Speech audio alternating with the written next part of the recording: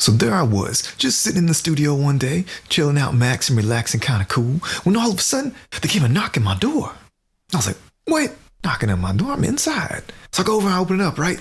And I look out there, and there's a VHS just sitting there. Apollo 13 starring Tom Hanks. Space movie? So I was like, all right, I'll check it out. I'll open it up, right? But then it's like, JK, sucker, it's a game review. Rule of Rose. Hashtag scary. So I bust out the old VCR, of course, and let me hook this up. But then I think to myself, this will make a good vlog. And here we go.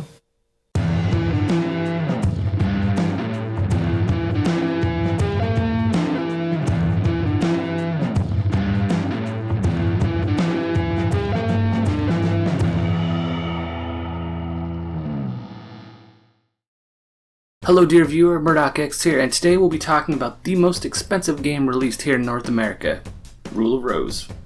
At the time of this recording, a complete copy of this game sells for about $270. We'll be talking about why this game was banned in a bunch of different countries and how I was able to procure it for far less than it was worth at the time. As far as spoilers go, I'll only be discussing the first 3 chapters of this game. Alright, well, I appreciate that. This is a mature rated game and it has plenty of disturbing scenes that I will of course be showing you. So heads up on that. Turn away ye faint of heart. Okay, now that those wimps are gone, I get to tell you about a kissing game. Rule of Rose was created by Japanese developer Punchline Inc. and released in 2006. The only other game they ever made was Tulip, which was also for PlayStation 2 and released 4 years earlier. If you're not familiar with Tulip, it's an RPG simulation style of game where your goal is to get a kiss from your dream girl by kissing everyone else in town. It's a weird game by a weird game company. A little bit weird. How they went from a kissing game to this is anyone's guess. But here we are with one of the best bad games on the console with a strange story behind its troubled release. From the manual, while riding on a bus down a moonlit country road, Jennifer encounters a mysterious boy. He gets off the bus right after handing her a storybook. Jennifer gets off too, but not knowing where she is, decides to follow the boy. Soon she finds herself standing before an old, lonely-looking mansion. What was the boy trying to tell her? Why did he give her a storybook called The Little Princess? To discover the answers to these questions, Jennifer enters the abandoned building. Eventually, she finds a dog named Brown who turns out to be a loyal companion. But what she doesn't understand is the hostility directed towards her by the other children. Where am I? Bus driver just kicked out, too. So there it is. Our protagonist, Jennifer, gets ditched by a bus driver in the middle of nowhere, England in the 1930s, and despite being a giant coward, she walks straight up to an abandoned mansion where it sounds like an animal is whimpering in pain. Oh look, a dog collar with no dog, and a creepy crayon boarding pass.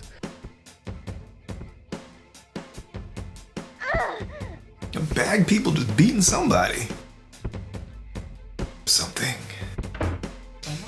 By now you may have realized that this is similar to a point-and-click adventure style of game like Maniac Mansion or Grim Fandango. You kind of run around picking up items and figuring out what they're used for. The play system is more of a device to let you experience the environment. Well, at least that's how adventure titles are usually played. Unfortunately, Rule of Rose decided to add a little bit of action and even some boss fights, and they're awful.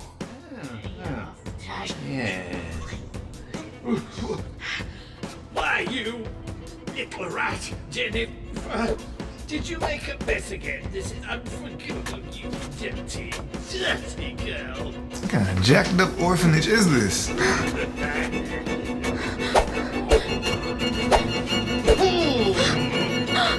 Nah. This is the first boss we fight, and this is also when players are most likely to rage quit this stupid game. I did stick it out to beat this stage, but afterwards I saved my game and haven't gone back. The hitbox of your attacks versus the enemies are ridiculous. Your aim has to be perfect to score a hit, but if the enemy is facing the wrong direction and his shoulder taps the air next to you, you take damage. Your entire strategy in this battle is trying to figure out how bad this enemy's hitbox is. Can I run to the left? Nope. How about to the right? Nope. Behind him? Sometimes. Luckily there's a save point that's not terribly far from here, but this boss doesn't exactly come with a warning, so you're likely to die and go way back to a previous save point. It's a frustrating mess and it's broken. Having said that, there are plenty of people out there that absolutely love this game and are willing to look past this garbage fire of a battle system.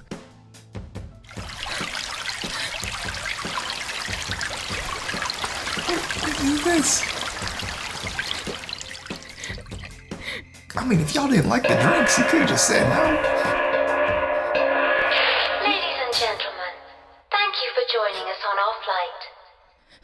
Attention all passengers. We will be What is taking the off flight? in a short while. Please take all large luggage to Section 8 of the freight storage compartment. Thank you.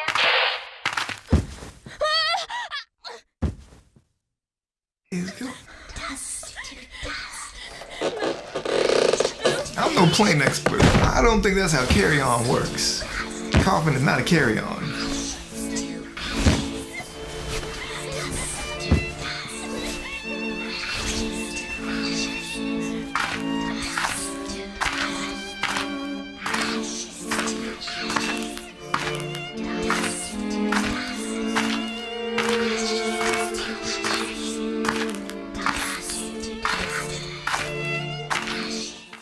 On the other hand, the best part of the gameplay, and possibly of the story, is our sidekick Brown. Chapter 2 of the game finds us trapped in a Zeppelin doing the bidding of the creepy children and avoiding the equally unsettling adults when we stumble on this.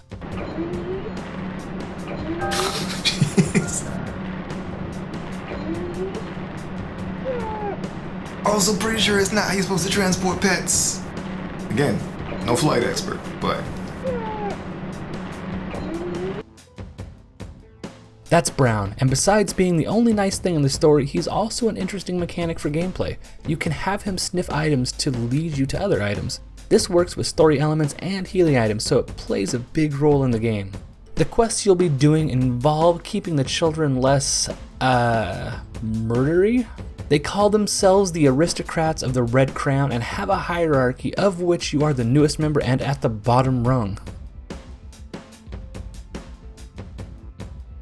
Well, there it is. Jennifer down there just below Amanda, and in Chapter 2 we are tasked with meeting our butterfly quota. Upon doing so, we get let into the clubhouse. Oh. You were just shoving everybody around? Is that necessary? Then you couldn't just been like, hey, just go inside, you gotta shove somebody.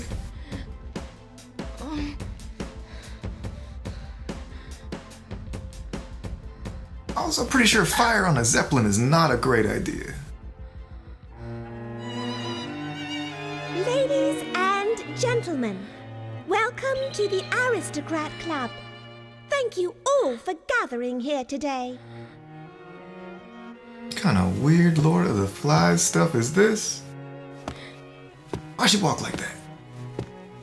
Oh, and they're robots. It's gotta be a robot. With a jar full of bugs. That's cool.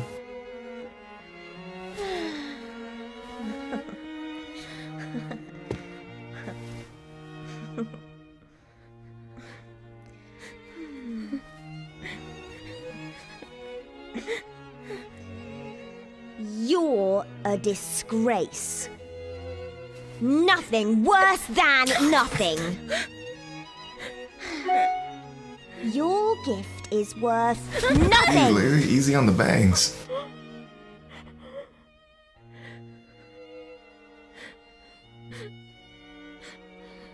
Amanda.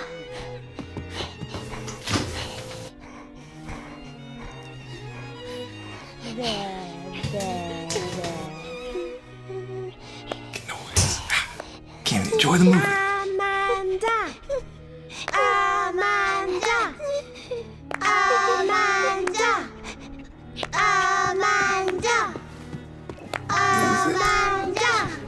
This lady got a rat on a stick. That can't be sanitary.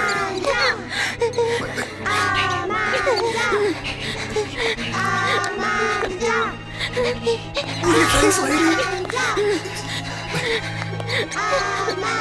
If the rat's like, I don't really want to do this, it's kind of weird.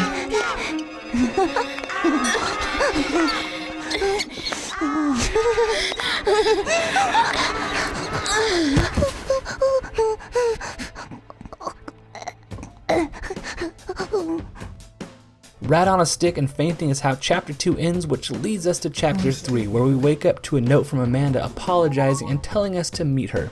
What could she, the dirty rat on a stick girl, have to say to us? I'm sorry, Jennifer.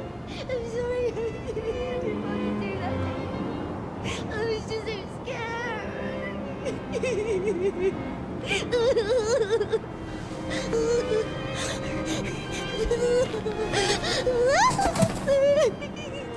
Jennifer! shake there. I did what I had to tonight. I had no choice. They would have hurt us both, wouldn't they? I'm sorry. I'm so sorry. But it's my turn. Don't think you have to hold back. Do it all like this. And this. And this. And this. Oh, and this. And like this. And this.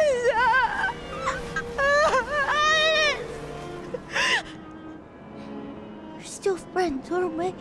Yo, this voice I acting, know we're still friends, don't we? it's creepy. Just Also, they still on top of a plane? They on top of the blimp right now?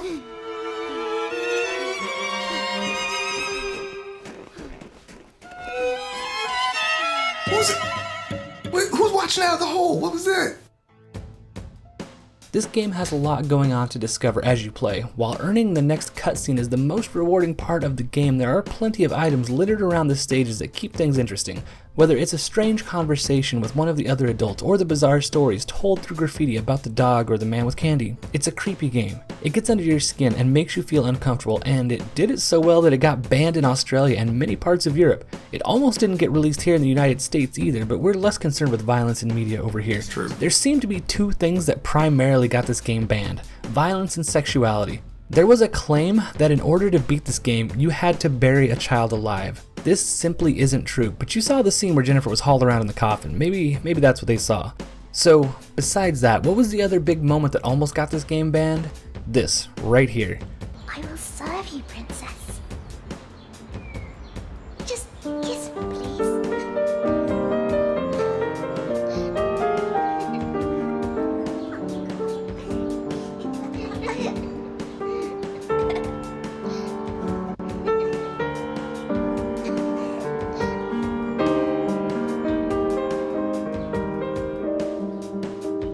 Yep, 2006 was not a good time to have girls kissing each other in a video game. This game was notorious for changing players' sexual preferences and sending them on killing Evil video sprees. games. Well, that's actually no game ever. Let me go ahead and read you a little from the French National Assembly about this game. Violence and perversion have reached their peak with a game called Rule of Rose, which comes to the European market. It is the European Commission, through its Vice President Franco Frattini, who is sounding the alarm about violent video games that represent a real danger for our children. A debate bringing together the ministers of the interior of the European Union is due to take place in December on this particular theme. Mr. Frattini is in favor of a total ban on these games for children under 18 years old. The game Rule of Rose is located in an English boarding school in the 1930s. The goal of the game embodies unacceptable sadism and perversion. It is to violate in the most horrible conditions a girl and then torture her before killing her in the worst form of suffering. Whoever has shown the most infamous, disgusting ignominy wins the game. Let's just ask ourselves, how does a child or teenager completely immersed for hours every day in a virtual world of gratuitous violence, murder, and torture come out of the game? Is he still able to distinguish the real from the virtual? The tolerable from the unacceptable? Wow, that legal document out of France says the goal of this game is to torture and kill a girl. That's not in this game. But I'm just going to stop talking about this here. I've written and rewritten several paragraphs about my opinions of politicians messing with video games and the internet, but I'm sure that you, dear viewer, understand my frustrations. Yep. As for what made this game valuable, who knows? I'm sure the controversy is part of it. Also, it was released here by Atlas, who tends to publish games in small Hold up. runs. Release. Did I make this weird ass game? Nah, different Atlas. Let's just go. I'm just gonna unpause right here. Most of their games hold value partly because of this. Whatever the reason, by the time I decided to start collecting PlayStation 2 games, this was already hovering around the $200 mark. As it is the most expensive game on the console, I kept an eye out for it on eBay and Amazon. Before I continue, a quick story from what I consider a bad video game store. I once went to buy a copy of Makai Kingdom at a local video game store, and they said that they didn't have a copy at that location, but they could have one brought in from a store in a nearby city. So I agreed and asked if it was okay for me to just pay for it then and pick it up when it arrived. They said yes, and I waited for my game to show up. 3 weeks later, I hadn't heard from the store, so I called and asked about the game. They told me it had arrived and that they tried to call me, but put it on the shelf since I never came in to pick it up. I went to the store to pick it up immediately, and they told me I owed them $5. I said, no, I don't. I already bought the game. They replied, The price has gone up since then. I said, I don't care. I own that game. I already paid for it and I have a receipt. I'm just here to pick it up. Long story short, they refused. I got a refund and I went and bought it somewhere else. This video game store, which will remain unnamed, sells most of their games online. These sales are handled by employees at each of their store locations. To determine what price they list their games for on Amazon, they use price charting, which is a website that I'm very familiar with as a video game collector. While I was keeping an eye out for copies of Rule of Rose, one appeared on Amazon for $167, which was about $30 less than a complete copy should have cost. I still wasn't sure if I was willing to pay that much for it, but then I saw it was from the same game store that ripped me off so many years ago, so I went ahead and pulled the trigger.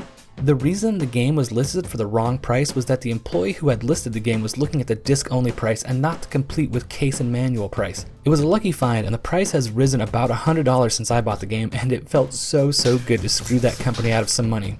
Now, I know they sold it to me for profit, so I didn't exactly cost them money, but they should have made a lot more money off of it, but I scooped it up before they noticed. Things like this do happen with some of the crappy video game stores from time to time. Another store that I generally avoid is Vintage Stock, but here's a tip for you game collectors out there. Vintage Stock isn't good at repricing their games because they're lazy. If they have a valuable game that's been sitting on the shelf for a few years, it's probably still listed at the selling price it had 3 years ago. So there's my story about buying and playing Rule of Rose. I kind of hate the game, but I'd love to see the rest of the story. Just not enough to actually play through it. So let's go ahead and hand out what I hope to be the shortest rating segment ever. The good. The story is amazing and creepy. The bad. The gameplay is passable until a fight happens, then it crashes and burns like a 1930s Zeppelin. Oh, the humanity. 3 out of 10. I don't like it and I don't want to play it. Alright, I mean, once you've seen it, you can't unsee it. Rule of Rose for PlayStation 2. Now, I have heard of this game. I've never actually played it before, but it's such a hard game to find, and according to this, so expensive. I'm kind of curious. I'm curious what the price for it is right now. And it's such a weird game, all that, and I'm still not entirely sure what was going on with that. But I want to see more. All right, MurdockEx. Let's see what else you got.